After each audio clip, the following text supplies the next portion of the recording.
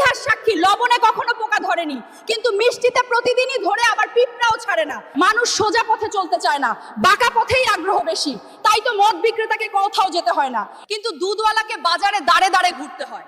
আমরা সর্বদা দুধ বিক্রেতাকে বলে থাকি, দুধে জল মিশাননি তো? আর মানুষ মদে জল মিশে খায়। আজ পর্যন্ত মানুষকে এতটুকুই চিনলাম।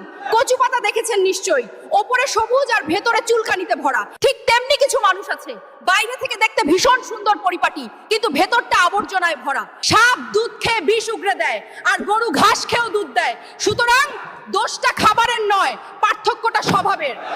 নিজের যোগ্যতা নিয়ে কখনো অহংকার করবেন না। মনে রাখবেন, পাথর কিন্তু নিজের ওজনের জন্য জলে ডুবে যায়। কি আজব দুনিয়া জানেন?